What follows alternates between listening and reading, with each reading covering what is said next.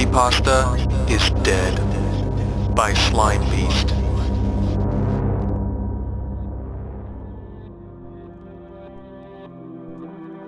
Creepypasta is dead.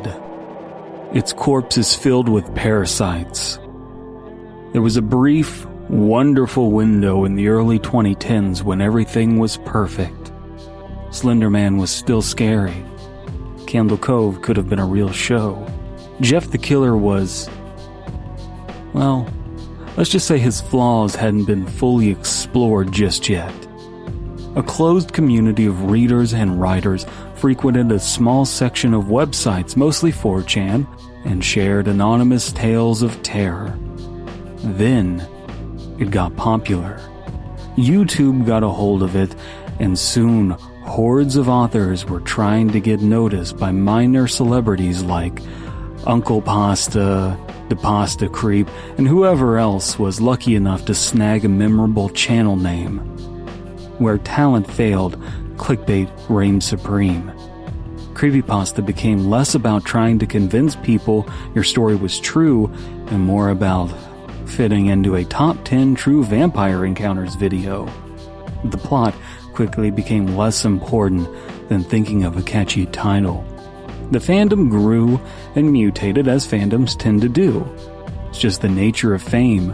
Monsters and serial killers were turned into eligible bachelors and bachelorettes, shipped and reshipped with each other in risque fanfics. Hollywood took notice and tried to exploit the audience for a cash grab. TV shows and movies were spat out with little to no regard for their source material. Watered-down nightmare fuel. Whitewashed cursed images. The shadows that stalked the night became shadows of their former selves. Even the SCP Foundation and No Sleep are now showing the same signs of degradation that will eventually lead them to obscurity. Give it time. Throughout it all, through the rise and fall of a niche art form, there was Macabaroni.com. A somewhat clever combination of macabre and macaroni. In other words, Creepypasta. Launched in 2008, Macabaroni was a labor of love. It was launched as a repository for anonymous horror stories that would otherwise be lost forever in the depths of image board history. The creator, Scareware, reposted stories he found across the web and accepted the occasional submitted work if it met his quality standards.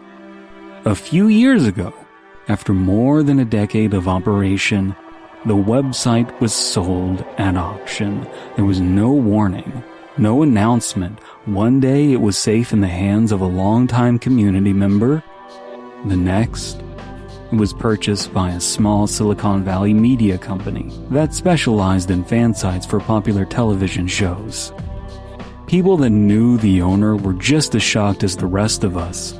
There was talk about Scareware saying the site was hard to keep control of before the sale, but other than that, no one actually expected him to step down. It was even more confusing when he disappeared from the internet completely. For about a year, the previously indispensable resource for all things creepypasta languished under the control of a company that didn't understand it. They tried to polish up the site's image and make it friendlier to casual visitors. In all fairness, they were just trying to cater to a more diverse and expanding fan base. Unfortunately, small companies have to turn a profit. When Macabaroni.com failed to bring in said profit, they immediately put it back up for sale. Again, without warning, and without a single word to the readers. You know, looking back at it, I wonder how many authors even heard their stories were being sold for profit along with the site. The new buyer was Liam Schilling. He was a random entrepreneur that had amassed personal wealth by selling work-at-home ebooks and get-rich-quick video seminars. The things that bored soccer moms waste their money on and never actually learn from.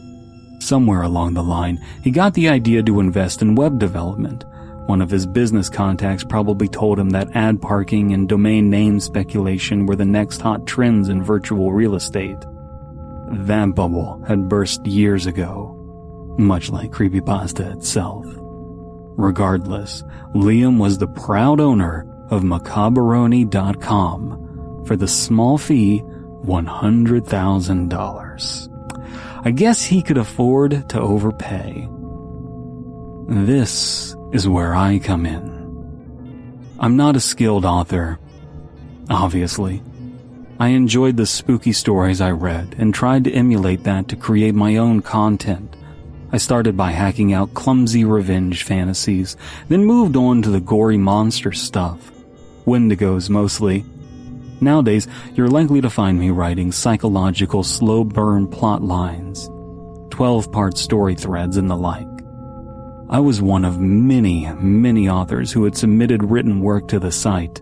I guess Liam made his way down the list of emails asking random people if they were interested in volunteering to help review and greenlight submissions. I was enticed by the chance to help new writers step into the spotlight.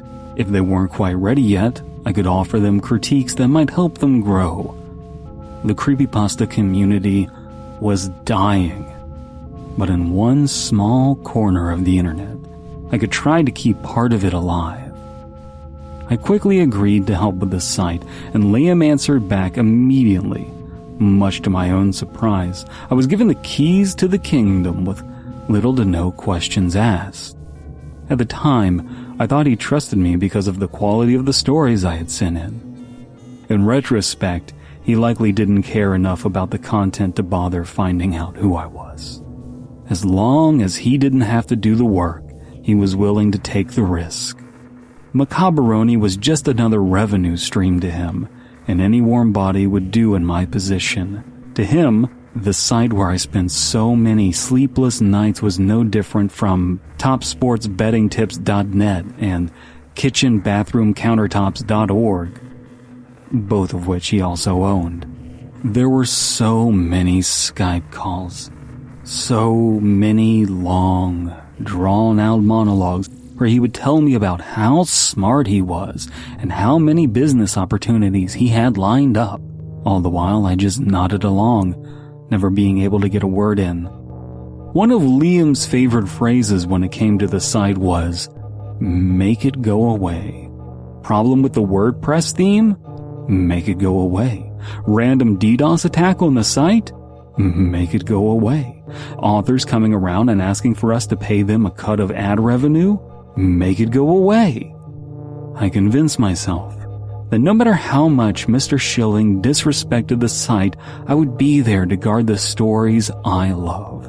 I would make sure a new generation of fans could experience all of that fear in unapologetic, hyper-realistic detail.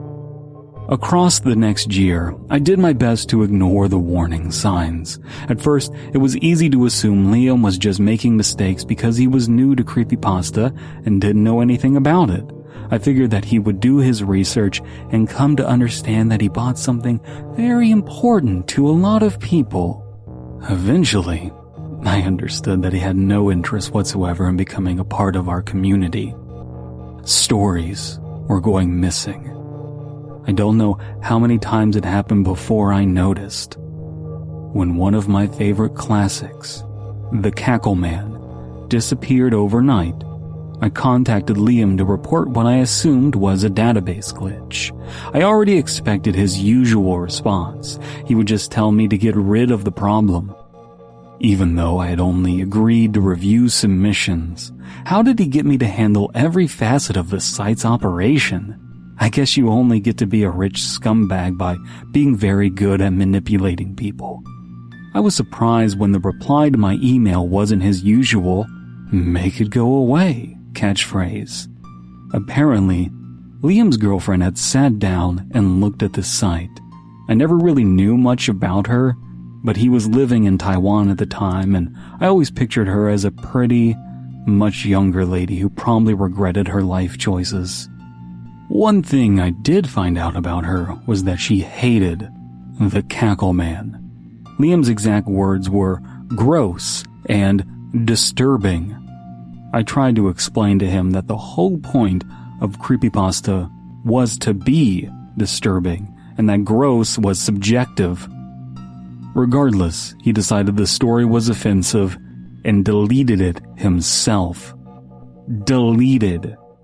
Just like that, for all he knew, and he knew very little, that could have been the only preserved copy of the story.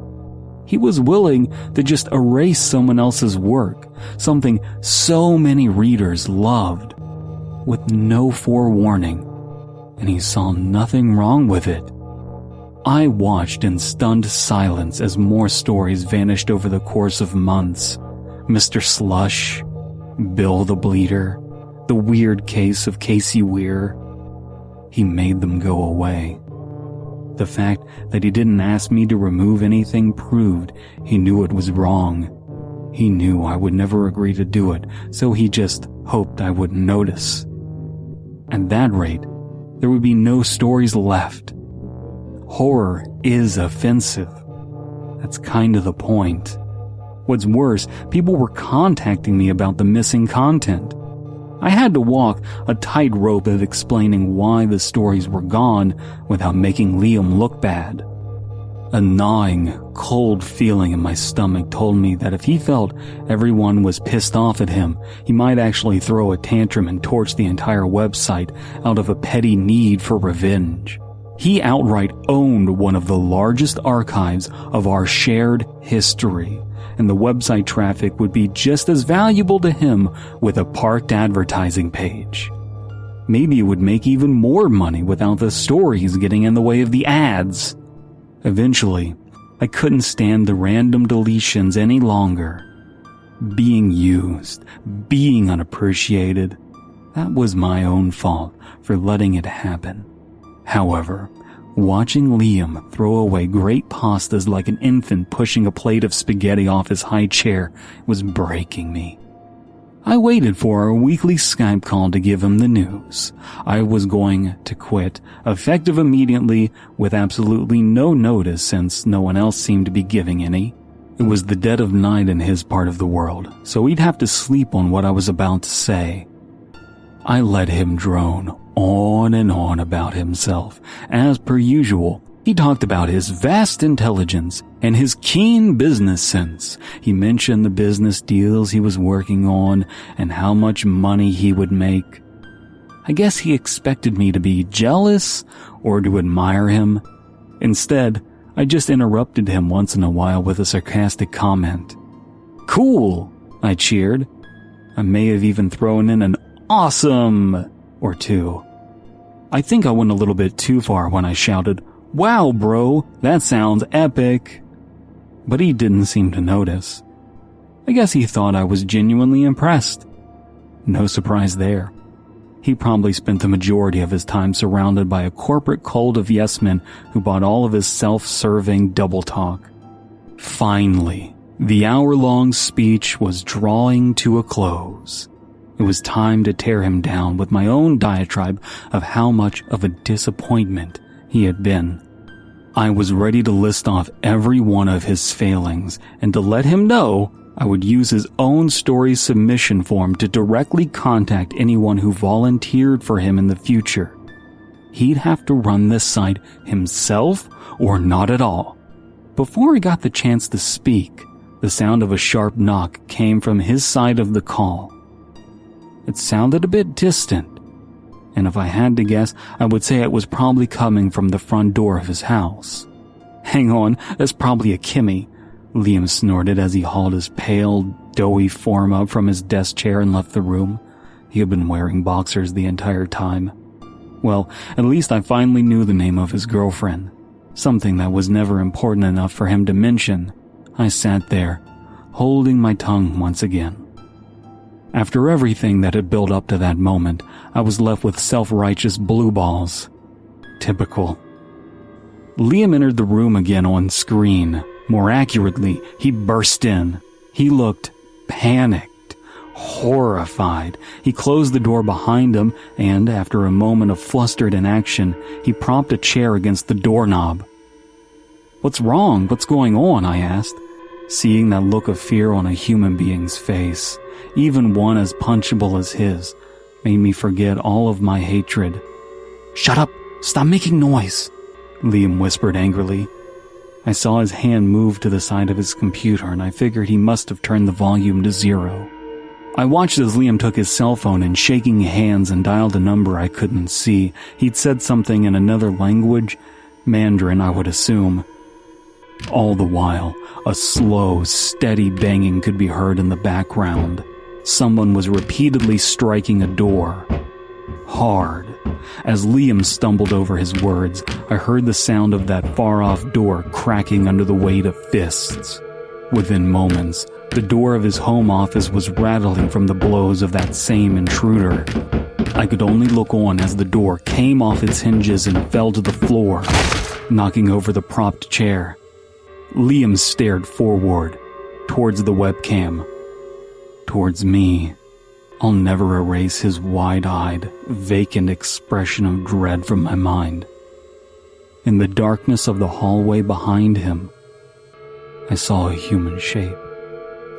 I saw white, piercing eyes like a flashlight, and a gleaming grin that looked more like a white void than teeth. The Cackle Man. For a moment, I considered the idea that it was all a prank. It seemed too insane to be real. That moment didn't last long, however. I instinctively covered my mouth, as if screaming would make any difference at that point. The Cackle Man stepped into the room, fluorescent lights doing nothing to illuminate his pitch-black body. He was a black hole of a person, save for those high-beam facial features. Just like in his story. The story Liam had deleted.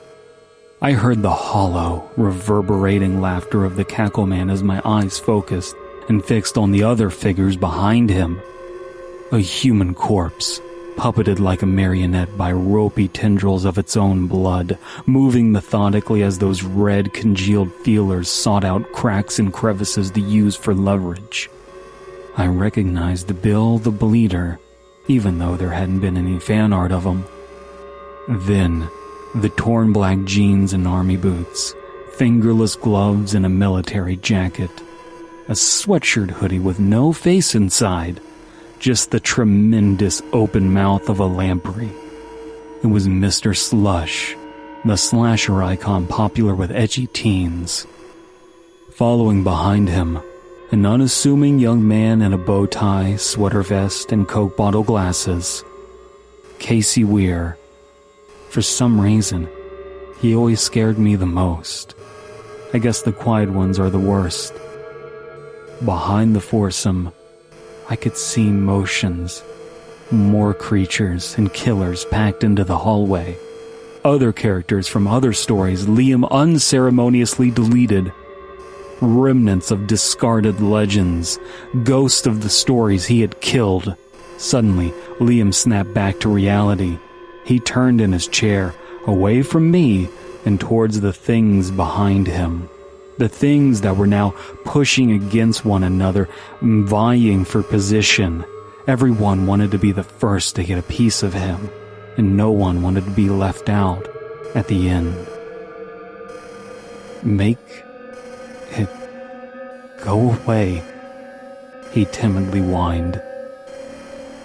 If I still had any question about whether or not this was a joke, it would have been gone from the moment Mr. Slush bit into Liam's face. I just shook and stared until a splatter of blood covered the webcam's lens. I could hear the screaming, then a pathetic gurgling coming from the speaker long after the visuals were obscured. The inhuman echoing laughter never stopped. If the story had been true, any trace of Liam, if anything at all was left of him, would have disappeared into the endless abyss of the Cackle Man's body. Not a single scrap would be found. Thus ended the cautionary tale of Liam Schilling. His demise was as uncanny and traumatic as any classic creepypasta, and I suppose there's a bit of poetic justice somewhere in there. If he had ever bothered to read the stories he was hosting, he would have known not to meddle with such things. Then again, maybe his story's just yet another silly revenge fantasy a greedy, brutish snob is drawn and quartered. while the person he wronged gets to watch. I don't know. I didn't feel vindicated. I only felt sick.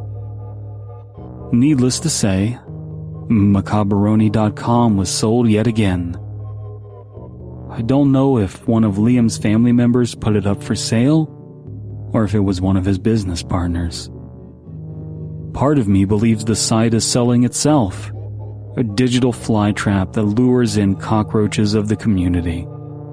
Maybe it's killed before. No one has heard from the original owner in a couple of years now. The weirdest thing about all of this, if you can believe anything is weirder than what I've told you already, is what happened to the stories. I can't find them. No one can.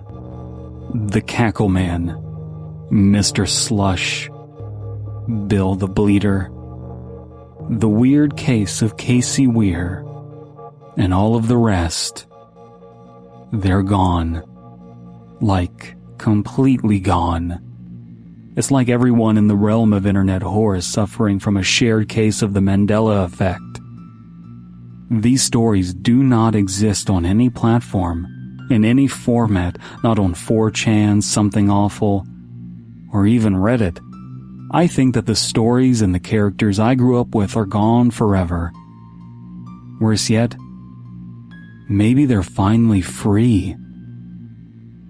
The only thing I can think of that might fix both problems is if I, or someone like me, wrote and posted those stories again.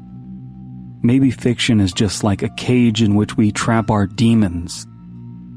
I don't know if anyone's going to take the time to actually rewrite them, though. Creepypasta is dead.